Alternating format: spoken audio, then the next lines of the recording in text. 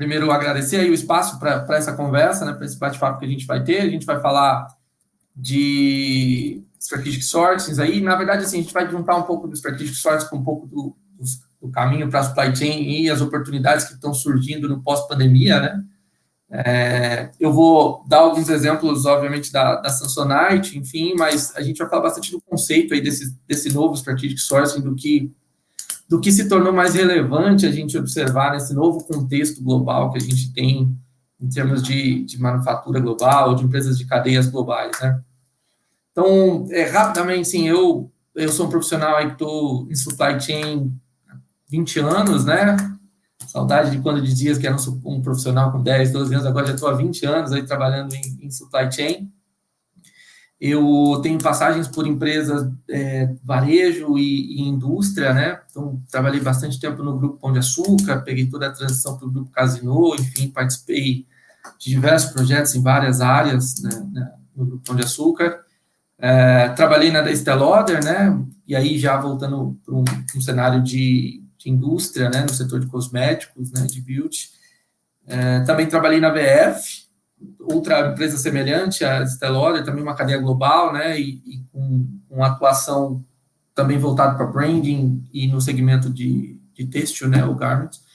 E trabalho agora na Samsonite, sou diretor de supply e operações para a América Latina para a América do Sul, desculpa, e é um desafio também semelhante, uma empresa com cadeia global, né, de atuação, com sourcings definidos aí globalmente, e que foi duramente impactada pela pandemia, né, uma empresa que tem forte dependência do setor de turismo, né, caminha muito junto com o setor de turismo, e veio, ao longo desse ano aí, que a gente vem enfrentando essa pandemia, sofrendo muito com o cenário, mas também discutindo fortemente quais são as oportunidades que a gente tem como negócio, ou como áreas individuais, como supply, sourcing e tudo isso. Então, a gente vai falar um pouquinho com vocês sobre esse tema, né? Então, só contextualizar, a Samsonite é uma empresa bastante já antiga, mais de 110 anos, né? Tem quase 50 mil pontos de venda aí, com 9 mil... agora já tem quase 13 mil funcionários aí que trabalham nas empresas. É composto por algumas marcas, e aí eu vou citar um pouco melhor as que estão no Brasil e na América Latina, que está Itume, Samsonite, American Tourister, que são marcas que a gente compartilha, que a gente comercializa aqui na América do Sul, né? E que podem ser mais comuns aí para o nosso público que está participando da palestra. Mas é uma empresa bastante resiliente, que já vem operando aí nesse mercado de acessórios de viagem, em uma linha casual e business já há bastante tempo, né? Sempre com foco em desenvolvimento de produtos com qualidade, com inovação, seja de materiais, seja de funcionalidade e tal, e vem se reinventando ao longo desse período nessa atuação.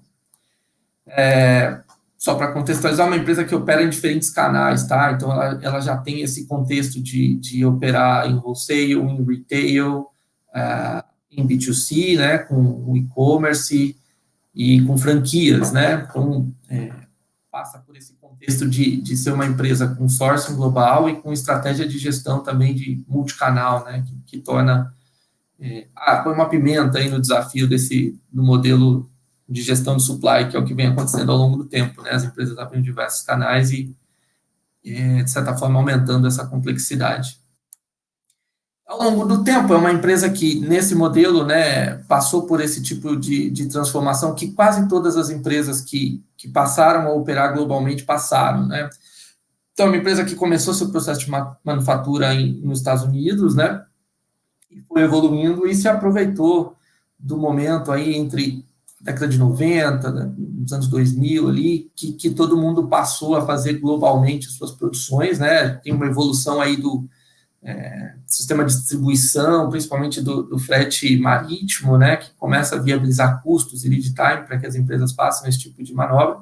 Você tinha a China com uma despesa de um labor cost muito mais baixo do que o dos outros países, enfim, e aí esses fatores associados fizeram essas empresas, não só a Samsonite, mas muitas delas, né, definirem seu sourcing de manufatura olhando estes aspectos e muitas vezes centralizando em alguns países que passam a ser sourcing para quase todas as regiões do mundo. Então, normalmente, você acaba especializando ali o sourcing de alguns produtos em determinadas fábricas, e aí você faz o supply para alguns países ou regiões, observando, obviamente, todos os fatores de sourcing que estão implícitos ali, né? Mas acho que esse modelo, ele traz algumas vantagens bastante relevantes, que você consegue ter, principalmente, uma negociação com fornecedores em termos de raw material, que traz um diferencial bastante importante, né, para os processos de produção, de formação de custos e tudo isso, porque te dá alavanca, né, a sua capacidade de negociação com esses fornecedores, assim como outras negociações, né, que você consegue fechar em fretes e coisas desse tipo, que são todos momentos que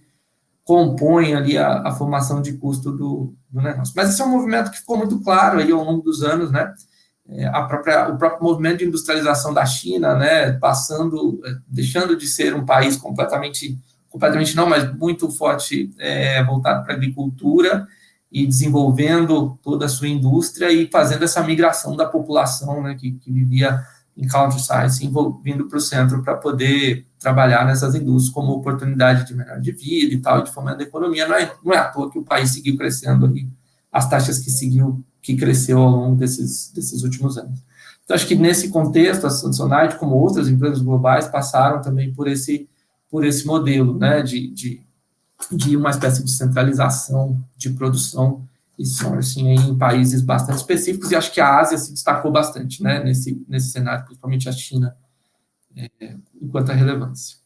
Agora, se a gente pensar nesses fatores que vêm, a gente fala agora muito do coronavírus, e foi o gatilho, né, a pandemia, para muitas disrupções na cadeia de suprimentos, e vem sendo um gatilho para disrupções na cadeia de suprimento em termos de mudança, porque daí o impacto foi muito grande, né? O impacto que atingiu realmente todo mundo, e aí, falando de supply, todo mundo entendeu aí quais são os riscos que a gente tem no modelo de cadeia com isso. Mas não é um fator novo, né? Você tem ali em 2010, quando a China aumentou a taxa de impostos de itens que ela controla o mercado, e também causou um rebuliço no mercado, e muita gente causou um impacto muito grande, né? Você não teve ali estocar, coisas desse tipo, não impactou produções, mas você teve um impacto de custo muito grande. Você tem o próprio o impacto do earthquake que a gente teve no tsunami que teve no Japão, né? Que foi o terremoto seguido do tsunami, enfim, que também causou problemas tudo isso. Você teve o problema na Tailândia, enfim.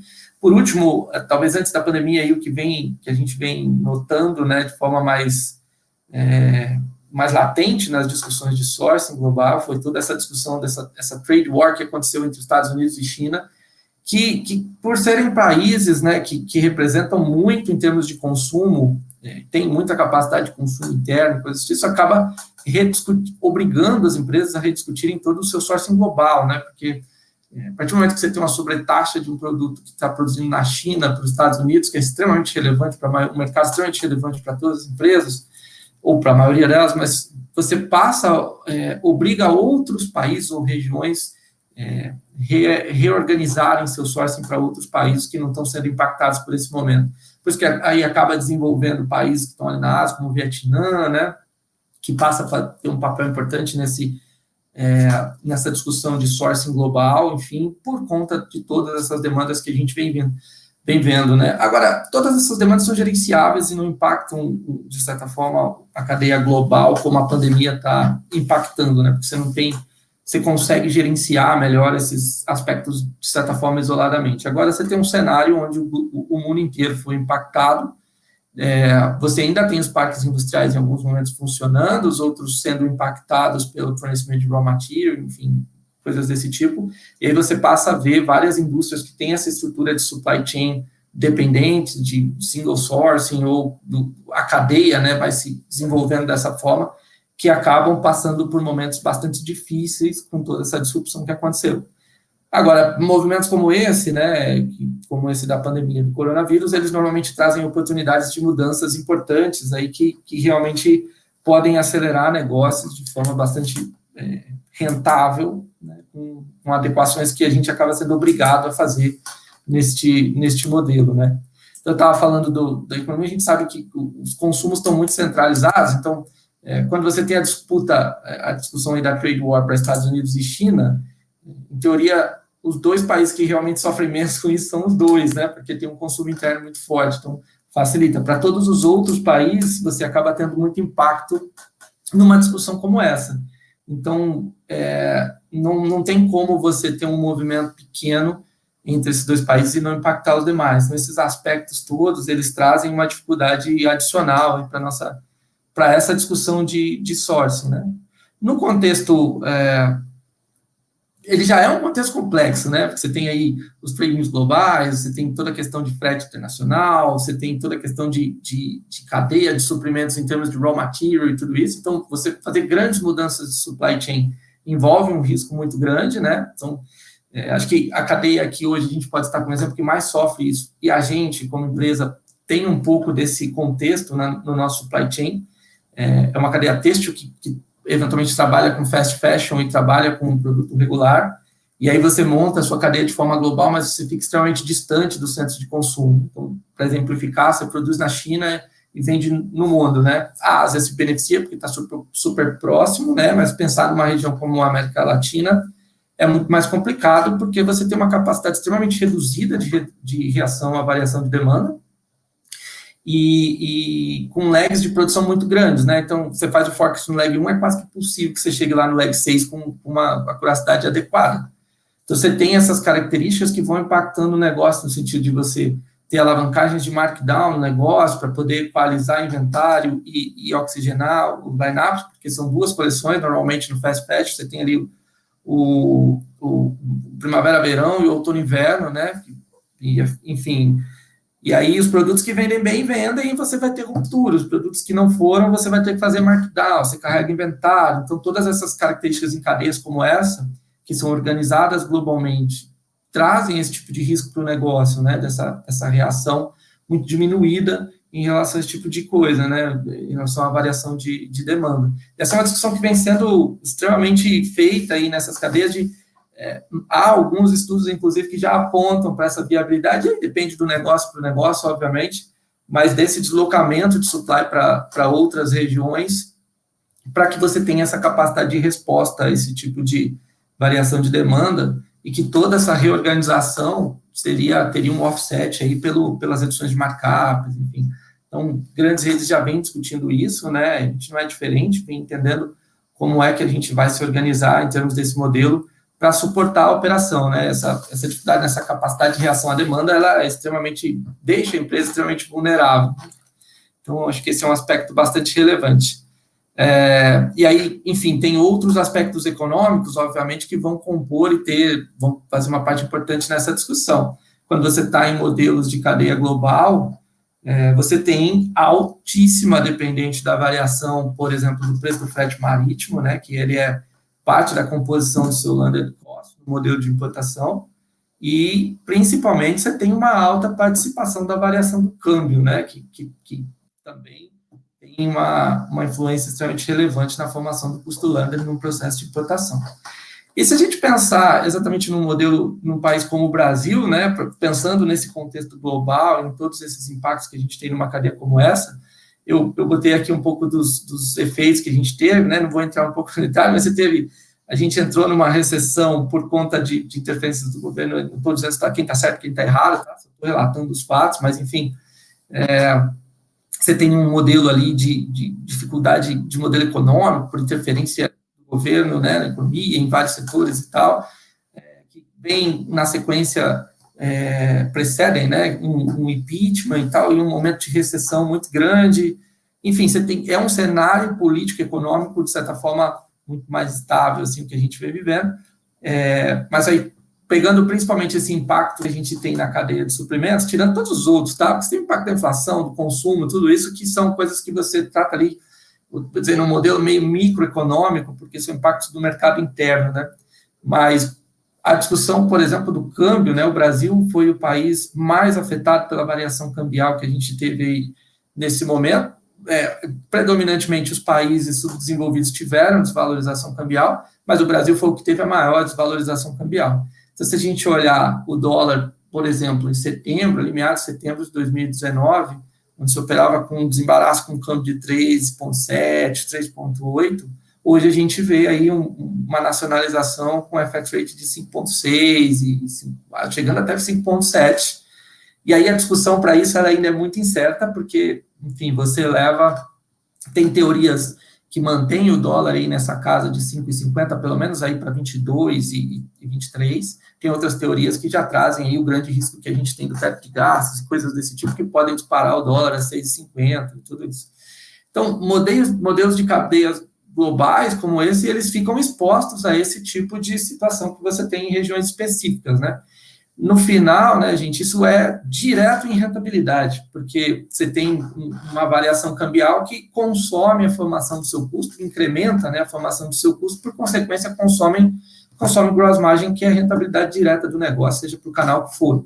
Então, esse tipo de repasse você não consegue fazer para o consumidor, né, ainda mais num momento como esse, não é? Então, normalmente, a estratégia é sempre buscar eficiências que façam com que a gente possa manter a mesma política de preço, mantendo competitividade e até alavancando, né? Acho que supply é legal por causa disso, né? Sempre a área que você consegue encontrar oportunidades através de qualidade, de desenvolvimento de novos projetos, tecnologia e outras coisas, você consegue trazer resultados melhores para a empresa, né? Assim, com esse ganho de eficiência. Então, acho que esse é o grande desafio dessa região. Obviamente, eu estou trazendo o exemplo do Brasil, mas os outros países da América do Sul, eles foram fora. A Argentina tem uma inflação que é surreal, tem a economia toda atrelada ao dólar, sofre com movimentos parecidos, né? Então, todo mundo tem algum certo nível de issue para gerir em modelos como esse.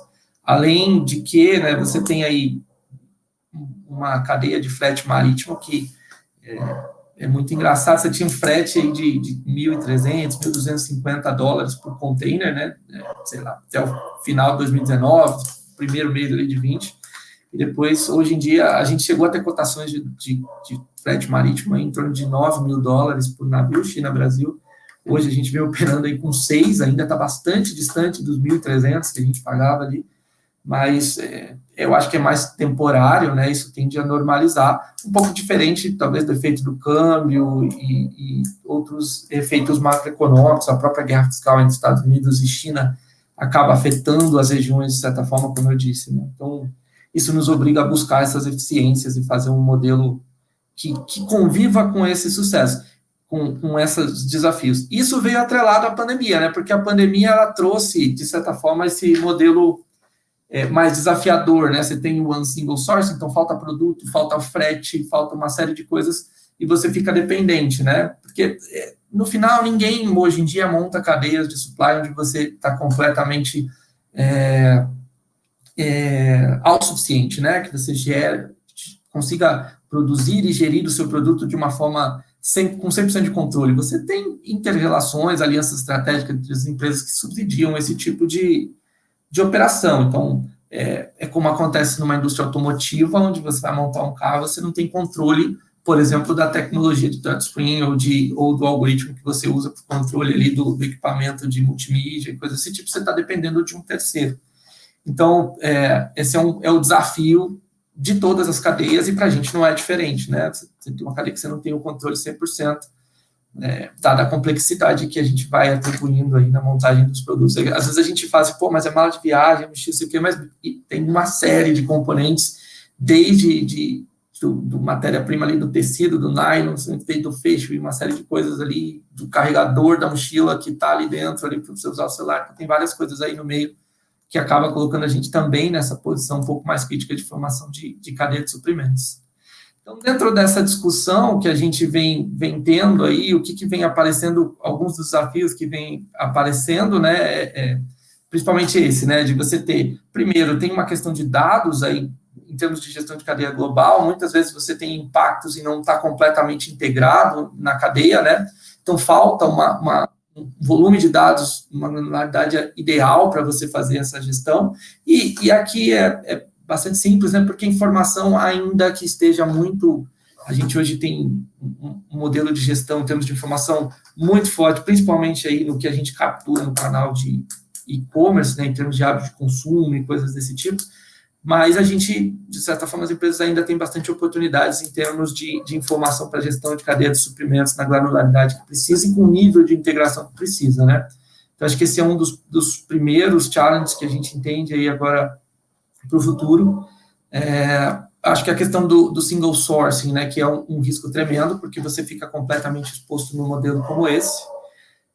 Então, vem atrelado não só com o aspecto da pandemia, mas com os aspectos econômicos, né? Talvez a gente entenda que um seja decorrente do outro, mas eles podem eventualmente descolar, a gente pode passar a pandemia como a gente prevê e seguir com um câmbio muito forte, talvez o preço do frete não mude, talvez pare um outro navio lá no Egito e comprometa de novo a distribuição dos containers, então tem muitos fatores aí no meio que talvez hoje em dia façam com que a gente tenha uma perspectiva desse modelo de single sourcing muito mais aprofundada para entender o que realmente é o ganho e o risco disso, né?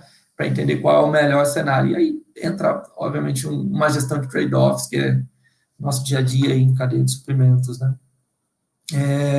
Acho que a falta de informação, né, a limitação de informação, ela está ligada com uma transformação digital. A gente fala muito agora de cadeia de suprimentos 4.0, mas a verdade é que, falando aqui de mercado da América Latina, a gente precisa avançar muito nesse contexto, né, dessa transformação digital, e isso tudo, esses contextos todos vão nos dar essa capacidade de ter informação e insights para prever melhor e para reagir melhor a movimentos como esse, né, que a gente vem tendo agora, seja econômico, seja pandêmico, enfim, o que seja, mas acho que são desafios que a gente tem aí no meio do caminho para ter essa discussão. Acho que tem alguns impactos mais relevantes, a gente eu venho falando aí ao longo dessa palestra, se pensar no curto, no short term aqui, a gente tem o custo de frete, que está extremamente alto, mas acho que é muito mais pontual do que qualquer outra coisa.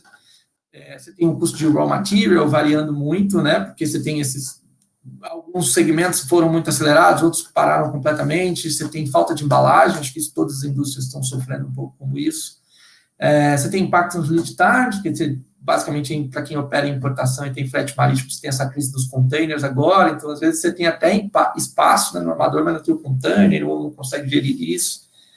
Então, você tem um aumento também de custo operacional que entra, né, nesse modelo, e aí você fica também variando isso, né, porque no ano passado, ali, primeiro semestre do ano passado, a gente tinha um excesso de capacidade produtiva, porque todo mundo, os mercados ficaram muito restritos, e no segundo semestre, alguns mercados voltaram a acelerar, como o asiático e o europeu, em algum momento também teve uma recuperação, o próprio América do Sul, aqui com destaque para o Brasil, por ter um turismo interno mais desenvolvido e tal, também voltou a dar sinais de melhora, enfim, e aí você passa a ter uma falta de capacidade produtiva, porque você fica sofrendo, né, um efeito chicote, né, para poder gerenciar tudo isso, é muito difícil. No longo termo, o que a gente vê, assim, você tem essa questão da desvalorização do câmbio para países da América do Sul ou de países desenvolvidos, ela é muito forte, ela deve se manter em patamares que vai, de fato, corroer a rentabilidade dos negócios, então esse é um aspecto que precisa ser considerado nessas discussões de sourcing, né? E aí tem uma discussão política e econômica que vem acontecendo dessa repatriação da produção, né? Os países, até de forma mais organizada nacionalmente, o próprio Japão vem fazendo isso, como repatriar produções de componentes de alta tecnologia para suas indústrias para evitar impactos como esse que teve durante a pandemia. Isso provavelmente vai trazer incentivo dos governos, óbvio, porque você desenvolve o país através da indústria ali que gera riqueza, e isso deve acontecer aí para os próximos meses em vários países, né? Então, isso aqui é o que se espera, que surjam novas oportunidades também em termos de produção, né? E aí vem, obviamente, um rebalanceamento aí dessa distribuição de produção dentro do mundo. Então, basicamente, num resumo, assim, né, o que a gente está falando de fatores críticos para essa revisão que a gente está fazendo, todo o entendimento, quando a gente vai olhar sourcing, tudo isso, tem vários fatores, eu listei alguns aqui que a gente vai considerar, mas labor cost, energy, o preço da matéria-prima, custo de transporte, transitar, enfim, tudo isso que a gente vem conversando são todos fatores que entram nessa discussão agora para uma avaliação dessa de sourcing, né, que é realmente uma mudança, ela é muito estratégica porque ela muda completamente o contexto de operação da empresa, né, então, todos os fatores aí realmente precisam estar, mas eu acho que aqui a gente tem fatores extremamente relevantes para uma avaliação como essa, né, e principalmente entender quais as vulnerabilidades que vão ter dentro dessa cadeia. Quando a gente fala aí de estabelecer networking, seja da abertura de uma outra fábrica, seja, enfim, estabelecer um sourcing novo, uma cadeia nova, acho que precisa realmente, hoje em dia, ter um entendimento maior dessas vulnerabilidades, entender quais são os pontos que são de baixo risco, de médio risco, enfim, atrelar isso ao resultado da empresa, para que os planos sejam mais robustos. Então, se você sabe que tem um cliente extremamente crítico, que single sourcing vai impactar em 40% do seu negócio, se você tiver uma disrupção com ele, esse tipo de cliente realmente precisa ter estratégias de diversificação, e isso precisa ser considerado, né? Eu coloquei, por exemplo, essa questão da trade war dos Estados Unidos e China, porque tem muitas discussões que passam por desenvolver, inclusive, países, né? Eu já participei de discussões da VF, onde a gente estava viabilizando uma produção no Quênia por conta de todo esse movimento. Então, quando você entende o tamanho do risco, facilita você montar essa sua estratégia de sourcing desatrelando essa questão do single sourcing. Aí você consegue gerenciar e ter uma discussão de trade-off muito mais adequada, né, dentro desse modelo. É a mesma questão do inventário, né? A gente precisa de inventário ou não precisa de inventário nessa discussão? Quando eu tenho um single sourcing vindo da China, né, por exemplo, faz sentido eu ter uma região... A gente, inicialmente, antes de entrar nessa discussão, que eu vou dar um briefing para vocês rapidamente ali, a gente decidiu fazer estoques avançados ali no Panamá, que é um modelo que já trazia alguma rentabilidade para o negócio. Era uma forma uma forma diferente ali de operação que a gente trouxe para esse modelo. E, obviamente, nesse momento, nesse entendimento de vulnerabilidades e de mudanças que vão provocar, tirar vantagem desses processos de inovação, né? Você tem uma série de processos de automação, esses são possíveis, novas tecnologias, com tudo isso é possível estabelecer fluxo contínuo, e como é um modelo, normalmente é um momento de mudança, que a gente vem discutindo agora, acho que é a hora que você tem de fazer reorganizações nesse formato. A gente, o que vem, de fato, usando tudo isso que eu falei, como é que a gente está se organizando, né? A gente entendeu que a América Latina realmente é uma região que é muito impactada pela variação cambial e que precisa de uma solução diferente. Essa solução diferente passa por diversas alternativas, né? Então, a primeira definição é que, sim, realmente precisa de um single source na América Latina, para os países da América Latina, porque é um single source meio fajuto, né? Porque você ainda tem o sourcing global disponíveis para uma eventual variação cambial. Agora, como é um modelo que está estabelecido em algumas variáveis específicas, faz mais sentido que isso seja desenvolvido através de parceiros sem investimento próprio, com fábricas que já estão operando no Brasil. Como grande parte das indústrias de têxtil operam, né, comprando capacidade de fábrica e não realmente aplicando o CAPEX direto nesse momento. Então, algumas alternativas que entraram dentro desse projeto é avaliar dentro das regiões os países que têm maior aptidão ou benefício para esse modelo, e aí a gente hoje prevê aí Brasil e Paraguai, né, são os modelos. Agora, o Brasil e o Paraguai, ambos têm uma tributação, um modelo de tributação bastante interessante, tanto para importação quanto para produção, mas ele precisa ser, são vários tricks que tem no meio, né? Então, se você pensar, você não pode pensar no modelo como esse só nos impactos que você tem na formação do custo lambda, você tem que entender até onde vai os impactos, que é exatamente na captura de gross margin, ou chegando ao extremo de você chegar numa avaliação de P&L completa, porque o que eu quero dizer, às vezes você tem um modelo, seja de assembly, ou seja de produção, de compra, que ele se diferencia, por exemplo, quando você vai pagar a substituição tributária e tem taxas de IVAs diferentes com isso. Obviamente, isso compõe o gross margin que você vai ter no negócio. Então, essa avaliação de que tipo de modelo produtivo ela vai ser feito precisa contemplar esse processo end-to-end para você entender a rentabilidade. Porque o Brasil tem isso, né, principalmente o Brasil, essa característica dessa guerra fiscal entre os estados que te ajuda a estabelecer operações em diferentes estados e se beneficiar uma certa engenharia fiscal desses ganhos que a gente pode ter tributários ao longo do processo. Então, às vezes faz muito mais sentido, apesar de não parecer, você estabelecer uma operação no Espírito Santo e fazer uma distribuição nacional, por mais que a demanda esteja distante do Espírito Santo, né, o consumo, faz mais sentido em relação à captura que você vai ter de benefícios fiscais por conta disso. Então, o grande lance é fazer esse estudo end-to-end. Você tem no Paraguai a lei da maquila, que beneficia até a entrada do produto ali, formação do custo landed e a exportação. No Brasil você tem algo parecido como o drawback, que você consegue fazer essa importação, produção e depois exportação com custos mais baixos. e aí você consegue estabelecer, falando desses países, onde são os melhores locais para você estabelecer esses modelos de produção, para aí sim viabilizar um hub para a América Latina e ainda maximizar o resultado do país onde isso está sendo estabelecido. Então, acho que é um projeto muito mais complexo, né? Eu estou trazendo aqui alguns bem highlight para vocês, enfim, mas ele passa por essas concepções, né? Eu falei até de uma avaliação de P&L, porque dependendo do modelo que está sendo definido, você tem até benefícios previdenciários, né, que entram no P&L, nem na formação do custo lambda, nem na formação do gross margin, mas vão estar no P&L de alguma forma. Então, acho que aqui o grande segredo é o estabelecimento de parceiros adequados, né, trazendo toda essa discussão que a gente teve um pouquinho antes, que vão fomentar ou vão suportar todo esse modelo de qualidade que uma marca precisa ter para esse aspecto de produção, né, porque esse é um fator importante para você considerar um rebalanceamento como esse, trazer isso para a discussão com todos os outros aspectos que a gente falou e fazer um entendimento mais end-to-end para o negócio. No nosso caso, faz muito mais sentido, por exemplo, ao invés de produzir no Brasil e você ter esse impacto de descentralizar a discussão da compra de matéria-prima, né, coisas desse tipo, faz muito mais sentido se apropriar dessa negociação global de compra de matéria-prima, importar spare parts e fazer assembly, por exemplo, no Brasil, porque você tem diferentes alíquotas de importação fazendo assembly, você tem diferentes alíquotas de VA fazendo a expedição, enfim.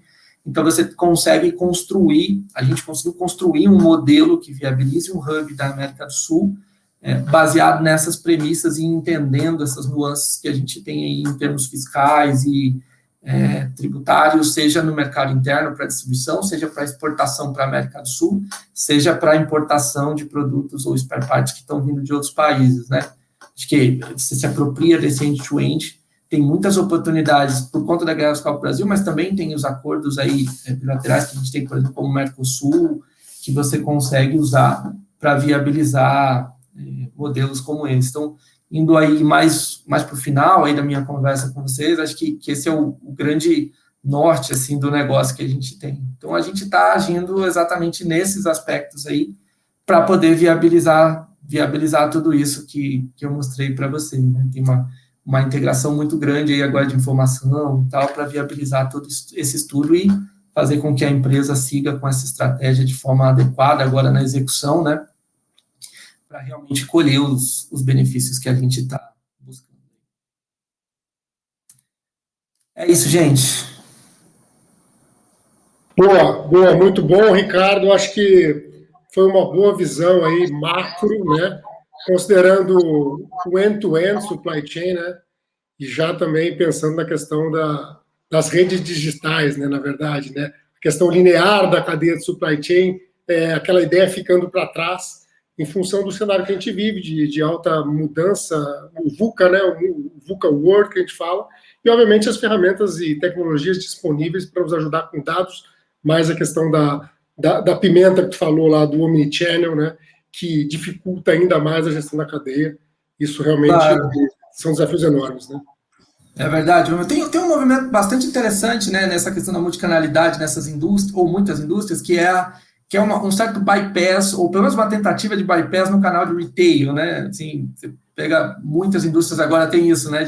Eu não vou no canal tradicional de retail, eu preciso ter o meu retail, porque aí eu consigo fazer o departamento da marca, aí eu me comunico com o público corretamente e tal. E tem também, óbvio, o avanço do canal do e-commerce, né, que vem trazendo aí essa digitalização, esse consumo digital, que é uma outra incógnita, né, como é que isso continua depois que a gente voltar para o cenário normal, né, qual vai ser a performance das lojas físicas, dos shopping centers e tudo isso, né. Isso aí. Bom, Ricardo, te agradeço, a gente está com o tempo já um pouco avançado, muito obrigado aí, sucesso.